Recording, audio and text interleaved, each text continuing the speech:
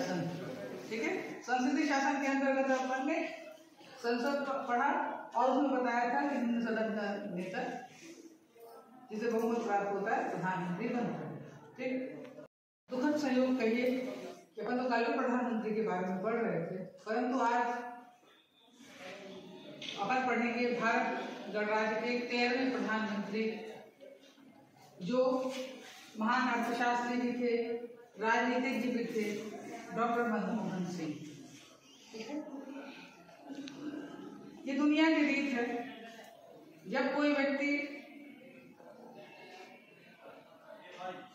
जीवन जीता है तब हम शायद से उसका उतना महत्व नहीं समझ पाते, परंतु आज हमें लग रहा है कि वो हम पूरे विश्व में भारत में तो बहुत कुछ वो दे करके गए हैं।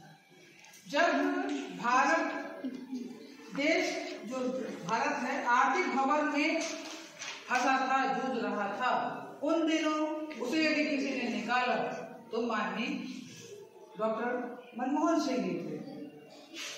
उनका यदि अपन पूरा बैकग्राउंड देखें तो समझ में आता है कि बचपन से ही पढ़ने में बहुत अच्छे रहने वाले ये बालक, पंजाब में इनका जन्म होता है, कुछ पढ़ाई इनकी पंजाब में होती है, कैम्ब्रिज विश्वविद्यालय से में ये पढ़ते हैं और उन्हें पढ़ने के दौरान कैम्ब्रिज विश्वविद्यालय से ही उन्हें एडम स्मिथ का पुरस्कार मिलता है। ठीक है, इसके बाद अपन देखते हैं कि उनकी जो किताब थी, उन्होंने ये किताब लिखी थी, पहली किताब थी उनकी भारत में निर्यात और आत्मनिर्भरता और इसकी विकास की संभावनाएं। इसमें उन्होंने भारत की व्यापार नीति पर प्रकाश डाला था और भरपूर आलोचना की थी। उन्होंने तत्कालीन उन समय की परिस्थितियों को बताया था। ये जो महान अर्थशास्त्री थे, ये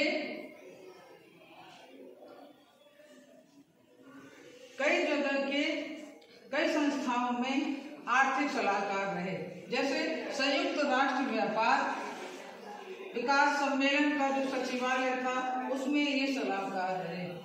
ठीक है, जब 1971-72 में भारत के वाणिज्य विभाग में सलाहकार, 1972 में वित्त मंत्रालय में सलाहकार रहे और 22 मई 2004 से 22 मई 2009 नेहरू जी के बाद यदि किसी प्रधानमंत्री ने अपना पहला कार्यकाल पूरा किया था तो वो माननीय मनमोहन सिंह जी थे।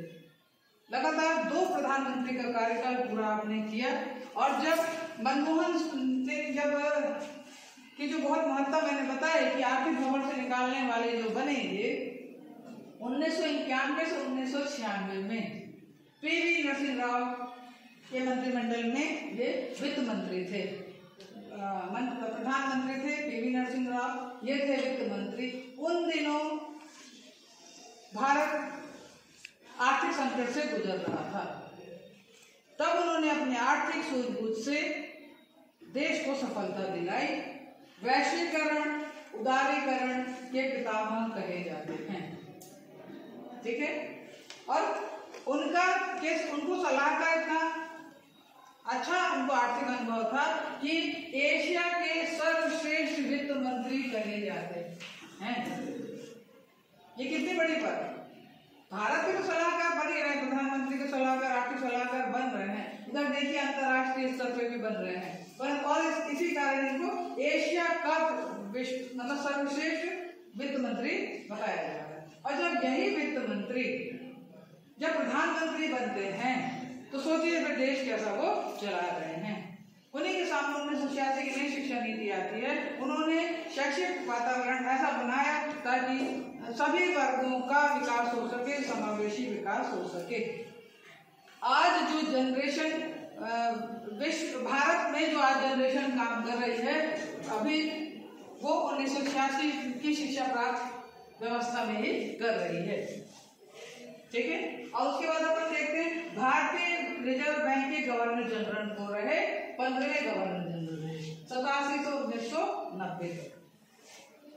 तो अपन को ऐसा नहीं लगता कि कितना आर्थिक रूप से विचारों से संपन्न व्यक्ति, और जब ये प्रधानमंत्री रहते हैं तब ज्ञानी जैल सिंह भी उस समय राष्ट्रपति रहते हैं, उनके कार्यकाल में आर्थिक सलाहकार बनते हैं। जब अब्दुल कलाम जी बनते हैं, अब्दुल कलाम उस समय जब वो राष्ट्रपति रहते हैं तब ये प्रधानमंत्री रहते हैं। प्रतिभा पाटिल के समय रहते हैं।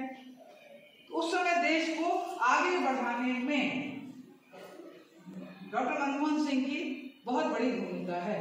जैसे मान लीजिए आज आधार कार्ड पर इतना काम हो रहा है, आधार कार्ड को आपके उससे लिंक किया जा रहा है, तो जो पूरा आधार बनाने का जो कार्य किया है वो जनवरी 2009 से आधार कार्ड योजना के पुरोधा करे जाते हैं डॉक्टर मनमोहन सिंह। ठीक है, इधर अपन देखते हैं कि मनरेगा योजना जो चल रही है 2005 से, क्योंकि देखिए यहाँ ये प्रधानमंत्री हैं 2004 से 2009, तो जो मनरेगा योजना है, ये महात्मा गांधी राष्ट्रीय रोजगार योजना जो है, ये भी मनरेगा जो योजना है वो भी डॉक्टर मनमोहन सिंह के मस्तिष्क की उपज है कि देश को हम आर्थिक विकास में आगे बढ़ा सकें।